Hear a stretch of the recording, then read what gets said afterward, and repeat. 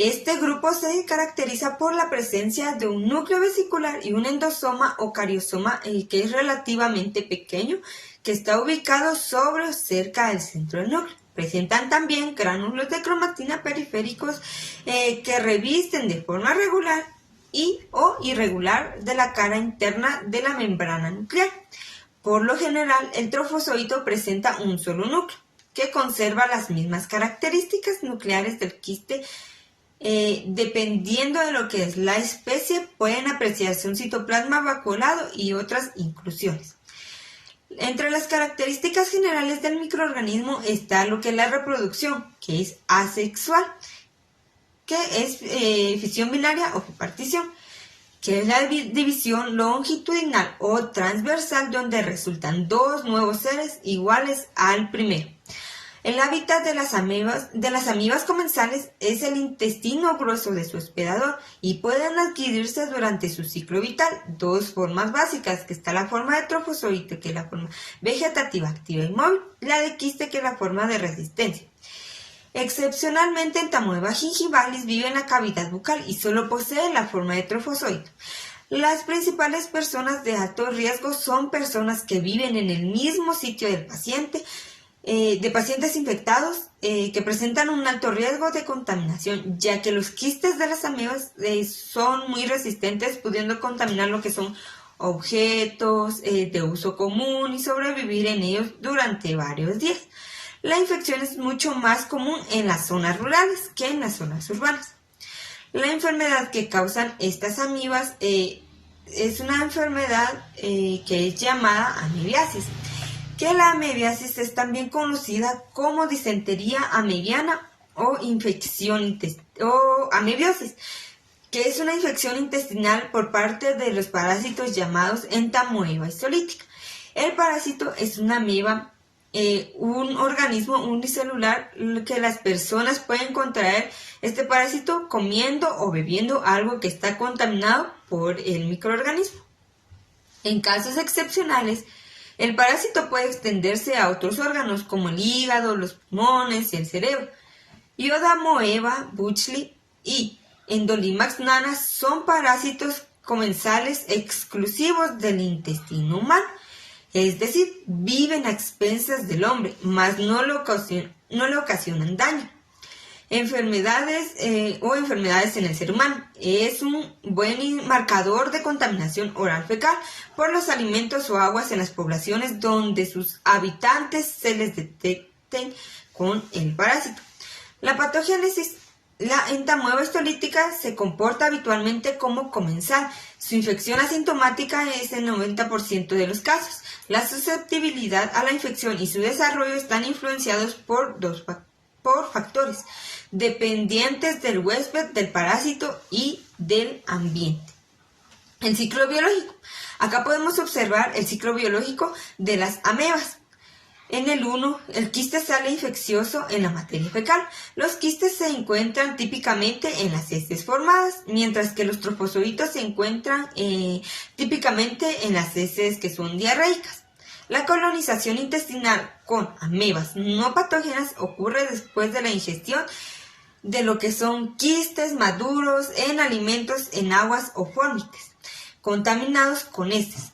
En el número 2, la persona ingiere lo que son los alimentos contaminados. Y en el número 3, la excitación se produce en el intestino delgado y se liberan protozoitos que migran al intestino grueso.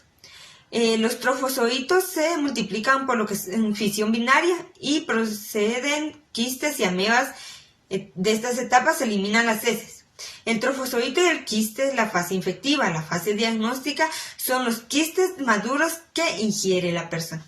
Debido a la protección que les confiere sus paredes celulares, los quistes pueden sobrevivir días o hasta incluso semanas en el ambiente externo y los responsables de la transmisión.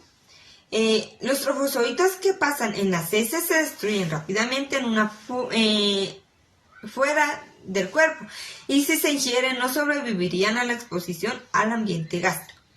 Los hospedadores son los humanos, que son considerados el huésped principal de las especies de las amibas.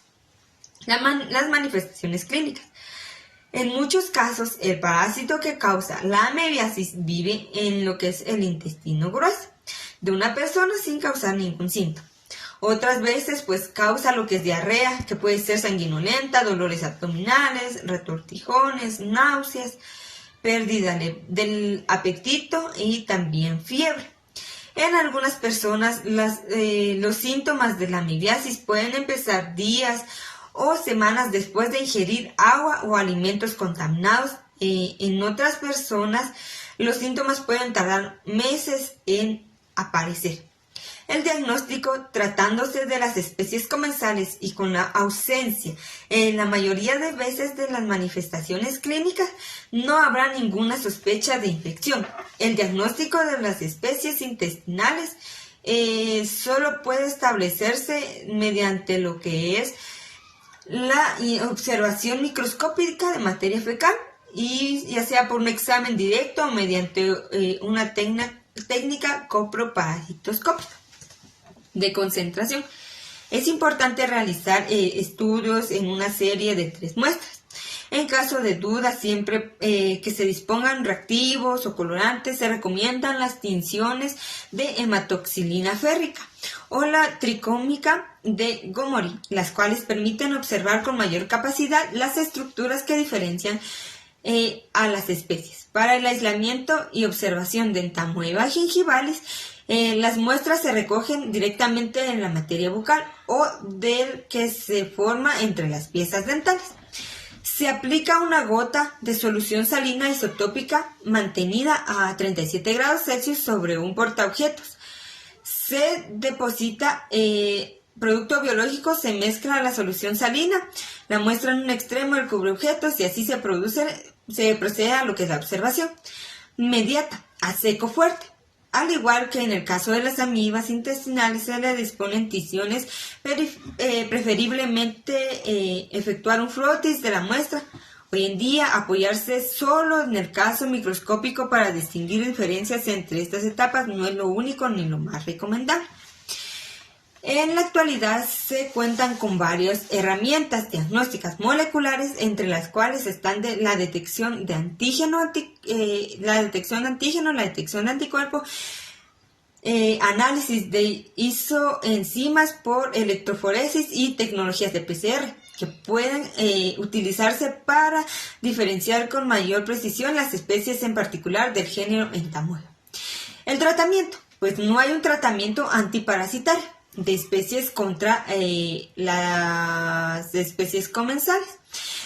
La atención en la salud se enfoca en mejorar los hábitos higiénicos. Sin embargo, es conveniente atender al aspecto clínico que muestras de cada paciente, y en la cual se identifica constantemente algunas de estas especies. Algunos especialistas sugieren aplicar un tratamiento antiparasitario para eliminar especies comensales y atribuible a este hecho al diagnóstico coproparasitoscópico. Y si bien los comensales por lo general lo producen sintomatología o patología, viven en alimentos de los productos alimenticios que necesitan del huésped.